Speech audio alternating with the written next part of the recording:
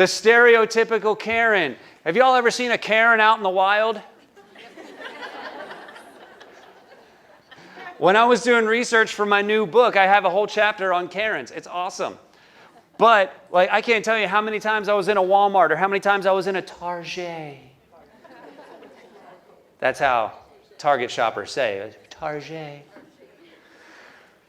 How many times I'd be in a Walmart or a Target and I'd kind of walk by customer service and there would be a Karen over there. And then so I would go and duck behind a clothing rack and I'd observe them. I'd get my phone out and I'd be like the crocodile hunter. Like, oh, there's a Karen over there. I've never seen one in the wild. She's a mean one. Oh, crikey. She's going to ask for a manager. Okay, no, sorry. Anyway. But this is where Karens live too. They think you have to treat me a certain way. You have to give me what I want. Everything has to go a certain way. You have to be fair and not get in the way of what I want. And if not, they're going to call the manager. They're going to post about it all on social media. Some of y'all have those parents that if you do one, like Jerry was talking about this morning, if you do one little thing, they're going to blow it up on social media. These are also the people that say, you have to treat me with respect all the time. You cannot say mean things to me. You cannot leave me out of things. You cannot spread rumors about me. You have to treat me the way I want to be treated. You know who else this is?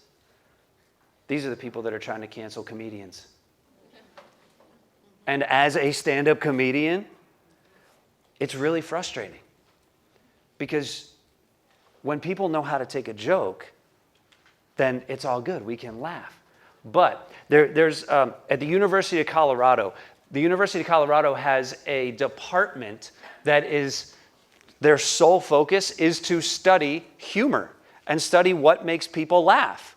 It's actually called the Humor Research Lab, or HURL for short, which I thought was amazing. Couldn't have thought of a better name myself. But what they did was they have figured out the science behind laughter. And for me, it's so fascinating. So what they figured out was they said, okay, in order for something to be funny, there we go. Oh, there we go. In order for something to be funny, it has to, one, we have to deem it as harmless. We have to think in our belief system, we have to say, okay, yes, that's harmless. And then it also has to catch us by surprise. When those two things converge, that's when we tend to laugh. The problem is nowadays, so many people, their harmless circles are shrinking because they think that it's like almost everything is harmful. This word is harmful. This joke is harmful. And so their harmless circles are shrinking. That all has to do with what they think about the situation. I want to build so many resilient kids that even if a joke is off color, that even if a joke is maybe a little crude, that you know what? They're so resilient that they deem that as harmless. They're not going to take offense to it. So their harmless circle is huge. And then, can we raise our kids to be so pure in heart that they're surprised by even the littlest thing, like a dad joke or a pun? Y'all, we do that. We expand these circles. That's when we start bringing joy and laughter back into this country and into this next generation.